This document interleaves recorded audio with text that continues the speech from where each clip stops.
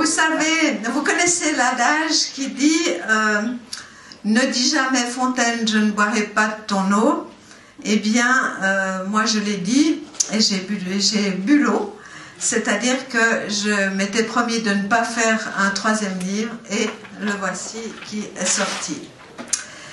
Je vais vous expliquer pourquoi ce retournement stupéfiant de situation. D'une part, d'abord, la raison, les fausses raisons. Ce n'est pas parce qu'ils se sont moins vendus. Il y a environ 2 mois, et pas parce qu'ils se sont mal vendus. Il y a environ 2 mois, les éditions Favre m'ont envoyé un avis me disant que les invendus d'islamophobie ou légitime défiance allaient être mis au pilon. Et j'ai enfin su combien d'exemplaires avaient été écoulés, à savoir 1900 sur un tirage de 2000. Ce qui est très très honorable pour la Suisse romande. Le deuxième livre, c'était nettement moins bien, mais c'était aussi pas centré sur la Suisse. C'était donc Boulevard de l'islamisme, il s'est vendu à environ 1000 exemplaires.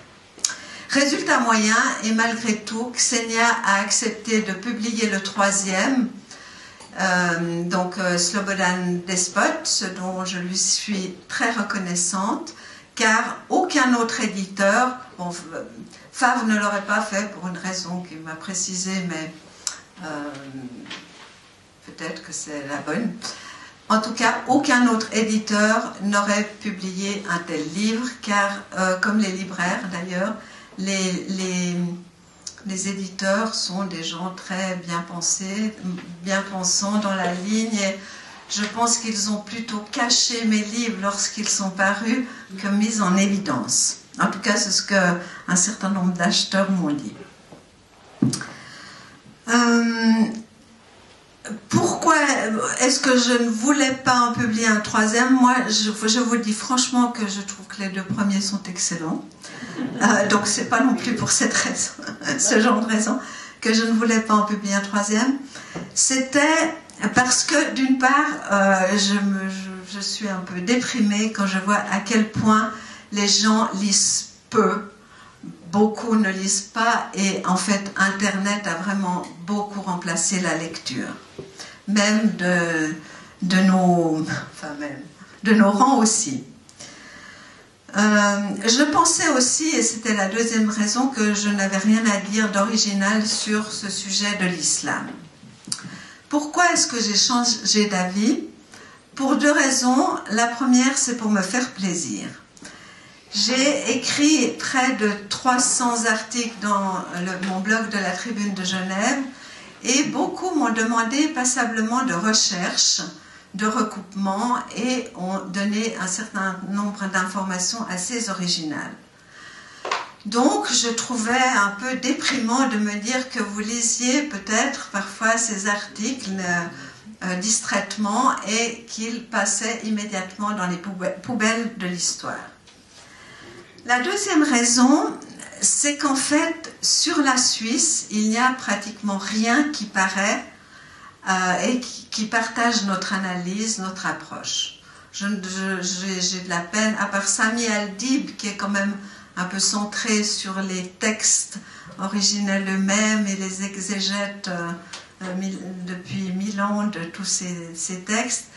Je ne vois pas très bien quels livres paraître. Je vois ceux des chercheurs qui sont également des gens qui sont vraiment dans la ligne et qui nous expliquent systématiquement que les musulmans en Suisse sont hyper intégrés, pacifiques, ne causent pas du tout de problème, à part une toute petite fraction, et que le problème, c'est nous. C'est nous qui sommes coupables de les discriminer, de les stigmatiser. Donc, ceci m'agace aussi. La Suisse des mosquées est un exemple, c'est un des rares livres qui est lisible, puisque d'habitude les chercheurs produisent des livres assez jargonnants et peu accessibles à d'autres qu'à leurs confrères. Ils sont d'ailleurs très lus par leurs confrères et se citent beaucoup entre eux.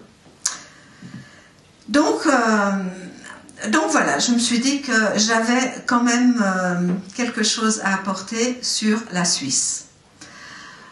J'ai une préoccupation, enfin quelque chose qui m'a frappée depuis quelques années, c'est que depuis que les attentats terroristes ont, j'allais dire, explosé, se sont multipliés, on est un peu obsédé dans la presse, dans les milieux politiques, par le fait de savoir si nos musulmans sont ou pas favorables au terrorisme, et on leur demande constamment de le condamner, ce qu'ils font avec beaucoup d'enthousiasme.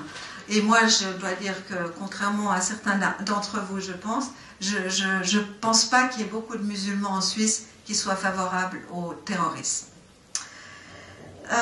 Mais mon problème, c'est que je ne résous pas, ça ne me paraît pas être un problème résolu de faire ce constat. Je pense que c'est presque plus grave d'imaginer que dans toutes les mosquées, on enseigne un islam littéraliste, qu'on ne remet absolument pas en question cette doctrine, qu'on ment sur son contenu, qu'on formate des enfants à cette religion, des enfants extrêmement jeunes, et on fait en sorte qu'ils restent accrochés à cette religion. On leur fournit tout plein d'activités à l'intérieur de la mosquée qui existent à l'extérieur, comme des cours d'informatique, des centres aérés, des centres de vacances, etc. Et on veut que ces enfants soient ferrés très tôt et ne quittent plus l'islam. Et c'est quand même aussi ce discours extrêmement, pour moi d'ailleurs, incompréhensible. Tous ces deux textes en particulier, cette Sunna et ce Coran, qui comprennent tant de choses absolument inacceptables. Et je vois assez rarement mes confrères remettre en question ce genre de contenu, puisqu'apparemment fort peu d'entre eux connaissent par exemple le Coran. Donc je voulais mettre en évidence les dangers de cet enseignement et pour cela montrer que cet enseignement conduit au radicalisme. Je n'ai donc pas dit au terrorisme, mais c'est un radicalisme qui nous sépare d'eux, qui est à long terme, je pense, extrêmement dangereux. Donc j'ai rappelé un certain nombre de fondements de l'islam, c'est bref. J'ai fait le portrait d'un certain nombre de nos radicaux, hein, Youssef Ibrahim, les Ramadans, Mohamed Kermous, etc. Oui, j'ai oublié de dire que ceux qui me lisent extrêmement fidèlement vont être ceux qui seront peut-être un peu punis, puisqu'ils auront un sentiment de déjà-lu, puisque j'ai repris beaucoup d'informations que j'avais sorties dans mes différents papiers. Mais en les restructurant, si j'ose dire. Donc voilà, j'ai fait un certain nombre de portraits. J'ai constaté, entre autres, que Annie Ramadan et Youssef Ibrahim, qui vraiment sont les radicaux parmi les radicaux, sont très souvent invités dans les mosquées qui se disent, elles, modérées, intégrées, partisanes de l'islam du juste milieu, expression qui m'a toujours rendue extrêmement perplexe. Donc, ils n'ont aucun problème à inviter ces gens.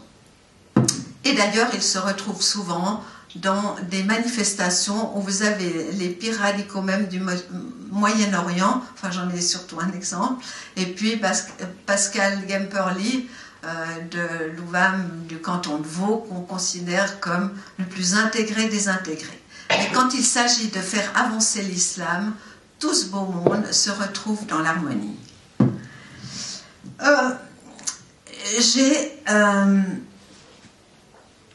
J'ai donné un certain nombre d'exemples de radicalisme dans des mosquées de différents cantons, Fribourg, Neuchâtel, Vaud, le Tessin, Genève. Pour la Suisse alémanique, je me suis basée sur des enquêtes qui ont paru dans les journaux suisses alémaniques. Merci encore, Janine, de tes traductions. Et il y a un exemple qui est particulièrement frappant, je trouve, de ces de ces radicaux, mais qui ne s'expriment jamais dans les médias, mais qui ont un CV tellement gratiné qu'on aurait juste pu s'en préoccuper. Et c'est le cas de Galeb Immat, qui habite au Tessin, qui a travaillé avec Saïd Ramadan et qui a été durant des décennies président de l'Islamische Gesellschaft in Deutschland, qui était la branche principale des frères musulmans et qui a été la pierre angulaire de la création de plein de réseaux en Europe, toujours d'obédience frères musulmans.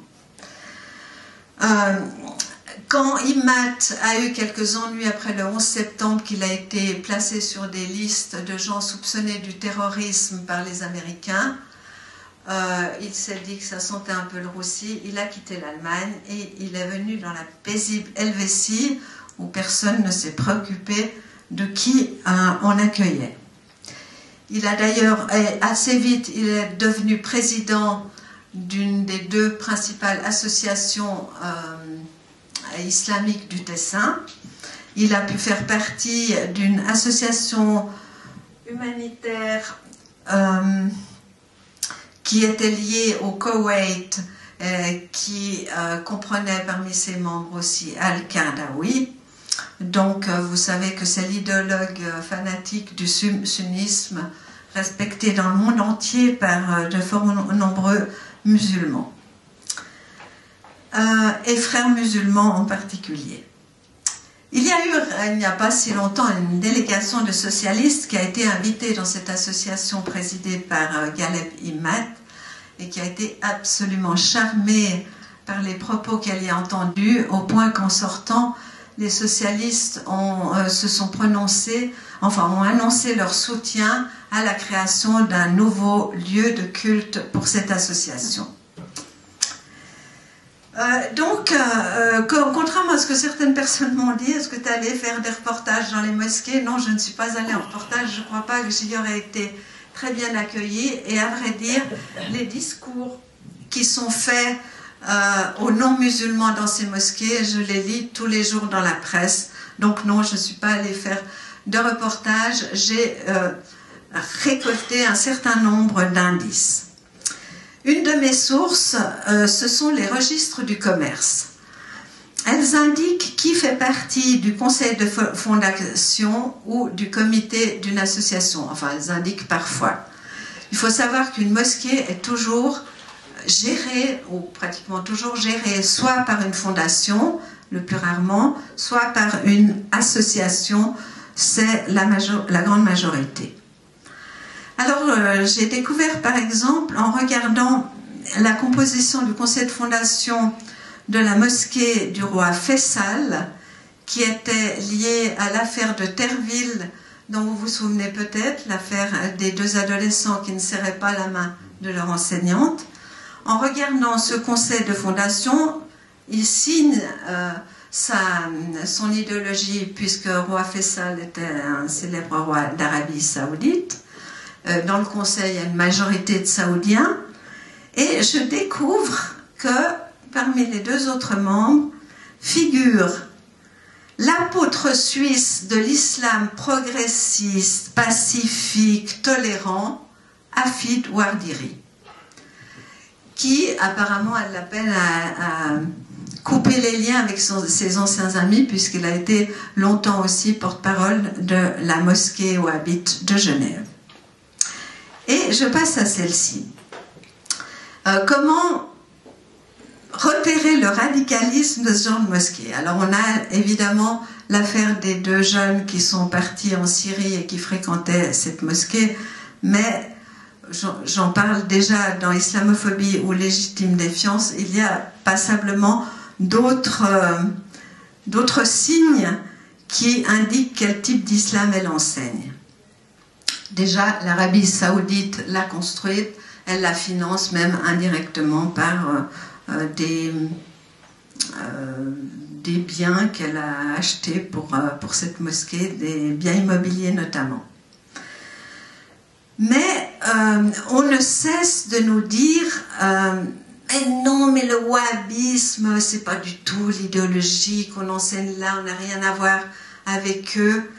Et il se trouve que quand même le président du conseil de fondation n'est autre que le secrétaire général de la Ligue islamique mondiale, donc ce mouvement extrêmement puissant qui est directement lié, enfin qui appartient au pouvoir saoudien, qui a créé de très nombreux centres en Europe et dans le monde, mais voilà, entre autres en Europe. Donc là, géré par une majorité de Saoudiens aussi d'ailleurs, et par ce secrétaire général.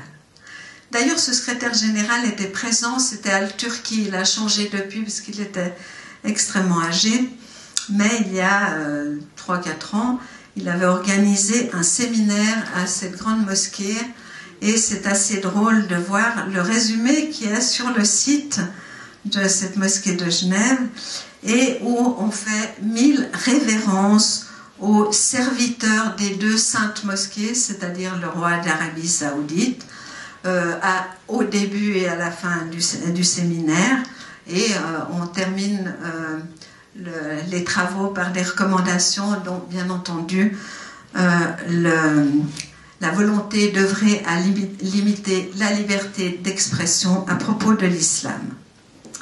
On voit aussi cette mosquée inviter des cheikh saoudiens. Et l'un d'eux est venu, durant le dernier Ramadan, faire un sermon, et il a parlé devant 6000 musulmans.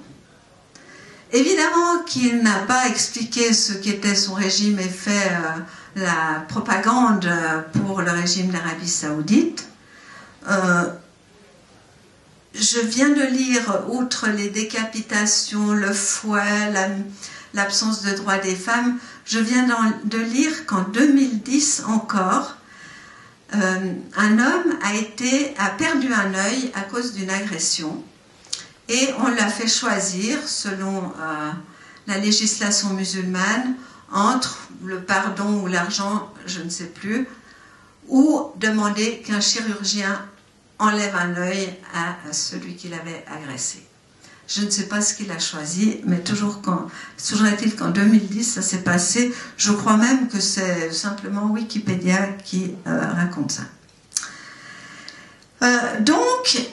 Ces gens qui appartiennent à un des régimes les plus féroces de la planète viennent faire des sermons sur la tolérance, la miséricorde, la merveille des merveilles qu'est l'islam. Un autre signe de radicalisme de cette mosquée, c'est un de ces 3 imams, Mehdi Tonorieux, qui lors d'un reportage télévisé n'a pas pu condamner la lapidation. Pour moi, il y a une chose extrêmement claire. Travailler pour une mosquée wahhabite ou aller écouter, fréquenter une telle mosquée, ça me paraît parfaitement immoral et indécent. Mais probablement que je serais accusée de radicalisme si je dis ça. D'ailleurs, je le dis très volontiers. Il y a quelque chose qui dépasse mon entendement, j'avoue, au fait que ça ne dérange personne que ces mosquées qui représentent un des pires régimes de la planète puissent fonctionner comme ça avec les imams saoudiens et tout ce qui s'ensuit. Je vous donne un autre exemple de radicalisme, celui de l'Association des musulmans de Fribourg. Bon, c'est assez facile de savoir qu'ils étaient radicaux, mais enfin, encore faut-il aller voir leur statut, et on découvre dans un de leurs articles que leur référence religieuse est le Conseil européen des fatwas et de la recherche. Je pourrais vous en parler longtemps, mais vous savez au moins, je pense, qu'il s'agit d'un organisme de frères musulmans créé et présidé par Al-Qaradawi. J'aimerais juste citer une des plus récentes fatwas qu'a produit ce conseil, qui a été placée sur le site de l'UOIF en France. Et cette fatwa répondait à la question, nous disait-on, de nombreux croyants européens qui voulaient savoir si les musulmans ont le droit de souhaiter bonne fête aux chrétiens au moment de Noël et de Nouvel An. je vous accorde 1 minute de silence pour réfléchir au fait qu'on puisse, en 2017, poser cette question. Et je pense que nul autre qu'un musulman ne posera cette question. J'ai un peu de peine à imaginer quelqu'un demander à son curé « Est-ce que j'ai le droit de souhaiter bon ramadan aux musulmans ?»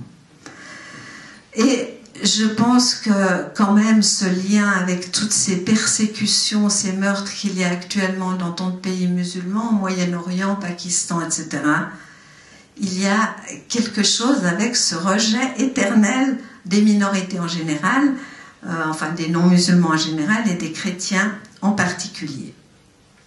Vous savez que ce rejet, les pieux musulmans l'expriment 17 fois par jour dans leur prière, la fameuse Fatiha,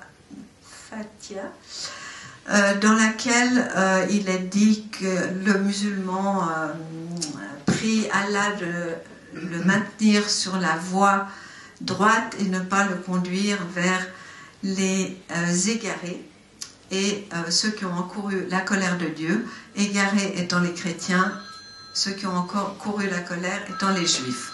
Et depuis 1000 ans, comme l'a montré aussi Samuel Dib dans un livre, tous les exégètes, tous les principaux, mais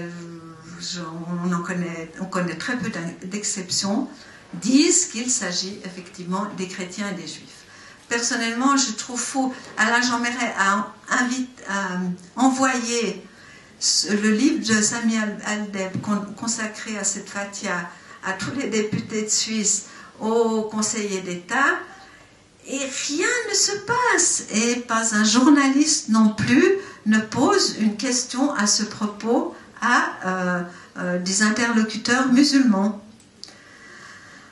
L'autre chose qui m'a frappée en revoyant un peu les thèmes des conférences et des séminaires en Suisse de ces mosquées et associations, c'est de voir que souvent on traite la question de savoir comment vivre en tant que musulman, en tant que minorité, dans une société multiculturelle.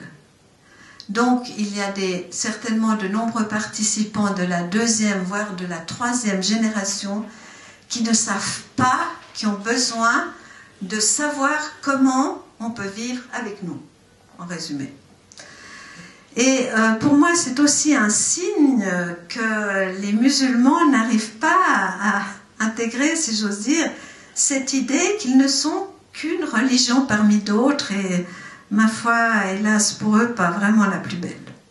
Je vous cite une petite anecdote, certains l'ont vu évidemment dans nos sites, justement. C'est Benoît Hamon qui était dans une cité sensible, comme on dit, et une jeune musulmane, une ado je crois, lui dit « Mais monsieur, pourquoi est-ce que Marine Le Pen est si méchante? Parce qu'elle est chrétienne ?» Franchement, pour en arriver là, qu'est-ce qu'a appris cette fille dans sa famille et dans sa mosquée? Enfin, vous me direz que je n'ai pas la preuve qu'elle est musulmane, mais franchement...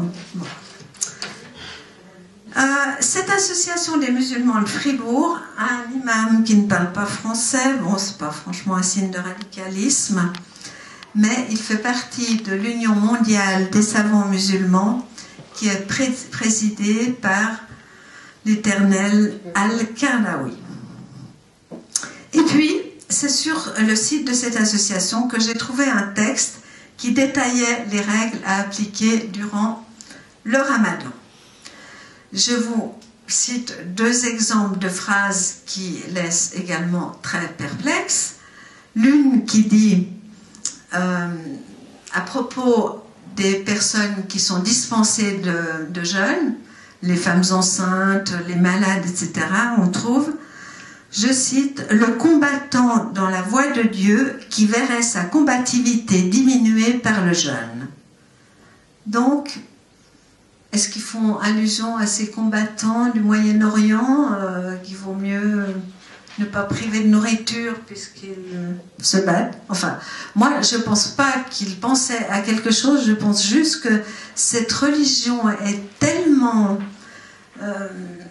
fait tellement partie de leur personne avec tous tout ce qu'ils ont appris qui se passait il y a 1700 ans ou il y a 1000 ans et qu'il leur sort des choses comme ça totalement ahurissantes pour nous. Celle-ci l'est encore plus puisque on explique dans ce texte sur les règles à respecter que il faut appliquer cette punition si le jeûneur rompt son jeûne en ayant volontairement un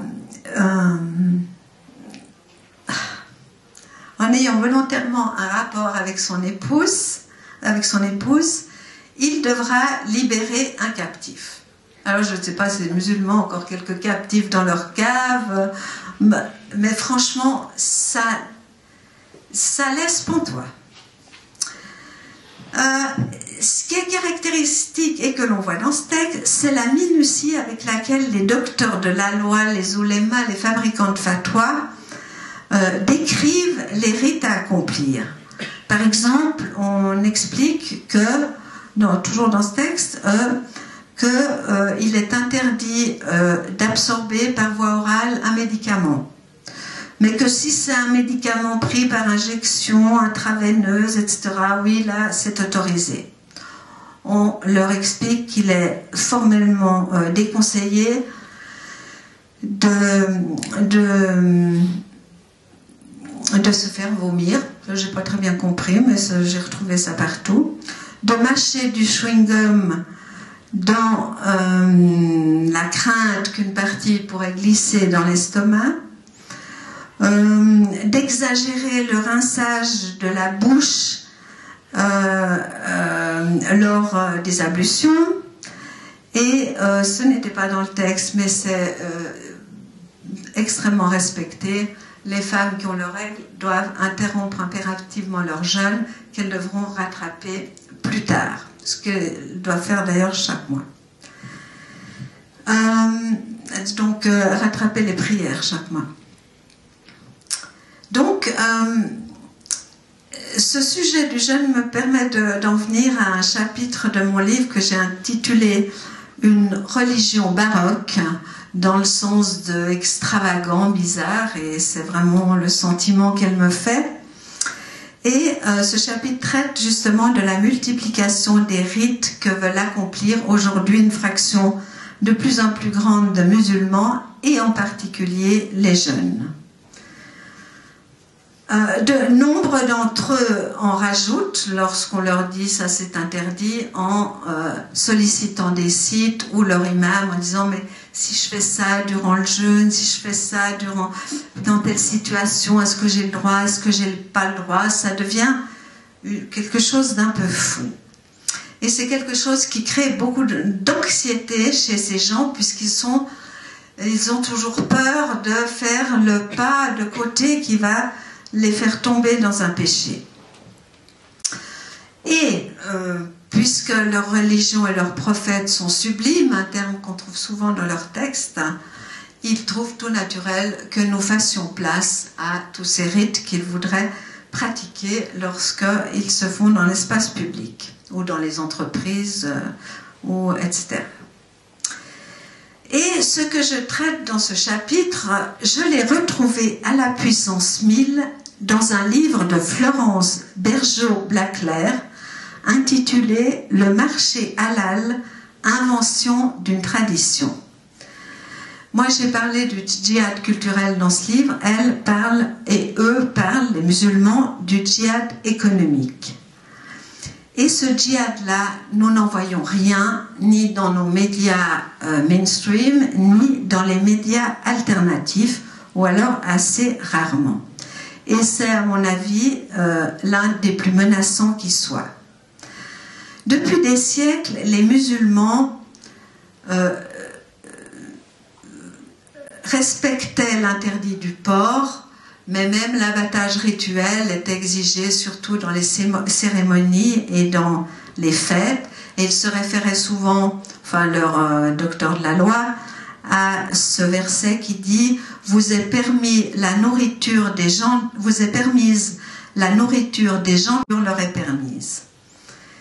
Ce qui a tout changé, c'est la rencontre entre le marché industriel et le fondamentalisme. Ça a commencé durant la révolution iranienne. À partir de là, les musulmans ont décidé que le halal était quelque chose d'extrêmement précis. Ils ont multiplié les normes, les certifications, les contrôles pour labelliser halal cette viande. Les organisations internationales et les multinationales d'Occident ont suivi. Ils se sont pliés à ces règles et il règne aujourd'hui une concurrence au niveau mondial entre certains pays musulmans qui veulent prendre le leadership de cette affaire, pas seulement économique mais aussi des normes religieuses, et entre ces pays et des entreprises occidentales parmi lesquelles Nestlé joue un très grand rôle, et depuis fort longtemps. Bon, je passe. Franchement, ce livre est extraordinaire. C'est à peu près à chaque page que vous découvrez des informations stupéfiantes et souvent alarmantes.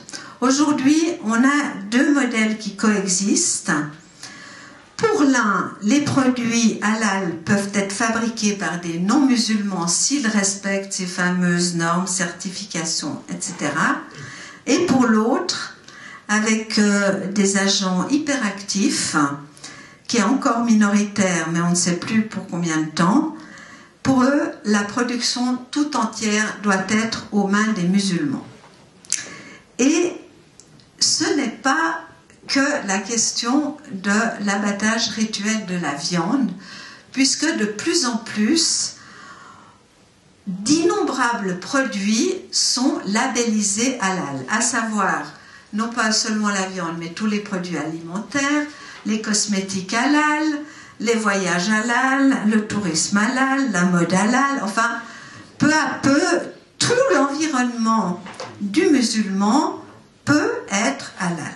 Les médicaments, c'est très important. Voilà, les médicaments, c'est juste.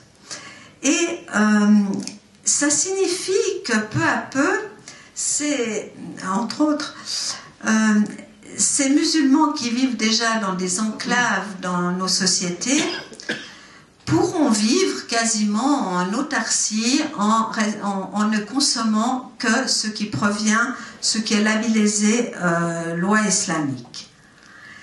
Alors il y a d'une part une économie mondiale qui est destinée à la Oumma, qui est quand même constituée de pas mal de gens, qui prend forme. Et probablement qu'en France, on pourra avoir le premier modèle de ces enclaves qui ne vivront qu'entre eux, où les membres ne vivront qu'entre eux. Et elle confirme, cet auteur, que cette manie de vouloir tout faire selon la loi et tout est extrêmement précis et on a peur de tomber dans le péché si on n'a pas consommé comme ci plutôt que comme ça, ceci conduit encore plus à s'éloigner du mélange. On évite le mélange avec les non-musulmans. On évitera par exemple une invitation de crainte que peut-être dans un additif que n'a pas vu la maîtresse ou le maître de maison se glisse une trace de porc. On évitera que les enfants échangent des goûters à la récréation. On fera en sorte, au nom de la pureté, d'éviter toute contamination. Donc je vous cite simplement en conclusion ce que dit cet auteur. Éduquer le musulman à l'éthique de la consommation islamique, voici le nouveau programme des frères musulmans. Il permettra de constituer un groupe de pression dans le domaine stratégique de l'économie en Occident. Une société de marché périra par le marché. Voilà, j'en ai fini pour le livre et pour son prolongement. Je vais juste vous donner deux petites infos en conclusion. D'une part, j'ai été l'objet d'une plainte pénale d'Islamic Relief qui est un organisme, enfin une ONG qui travaille dans l'humanitaire et qui récolte beaucoup de dons et la tzakat, et que l'on voit pratiquement dans toutes les manifestations qui ont lieu en Suisse, manifestations islamiques évidemment. L'ONG me reprochait le passage d'un article où je disais qu'elle était très liée aux frères musulmans et qu'elle avait été accusée de lien avec le terrorisme. C'était presque mot pour mot ce que disait Sami Al-Dib dans le livre que je présentais dans cet article et qu'il a consacré à l'aumône. Ça m'a permis de renouer avec des aspects du droit et de constater que le droit est vraiment assez pervers et qu'il ne répond souvent pas à la logique ni au bon sens, mais c'est toujours très intéressant de s'y plonger. En l'occurrence, j'ai échappé au coup près puisque la procureure qui s'occupait de l'affaire a décidé de prononcer une ordonnance de condamnation de non-lieu. Ordonnance, et elle disait notamment que j'avais toutes les chances d'être acquittée, ce qui fait que Islamic Relief n'a pas fait opposition et qui se sont arrêtés là. Deuxième, très petite anecdote, j'ai été invitée à 3 reprises par le Lions Club de Genève, dans 3 sections différentes. Une première, c'était une section hommes, une deuxième, c'était une section mixte, et la troisième, c'était une section femmes. Et section de Genève-Lac. Cette conférence était prévue pour le 5 avril. J'avais été invitée par la présidente. Quelques jours auparavant, ces dames ont eu une assemblée générale. Plusieurs d'entre elles se sont élevées contre ma présence en leur sein pour venir faire cette petite intervention qui portait sur les femmes et l'islam. Et finalement, ces dames n'étant pas d'accord, l'affaire a été soumise au vote et elles ont à la majorité refusé que je vienne dénaturer leurs belles activités. Donc voilà, je soumets ça à votre réflexion. Et j'en termine là.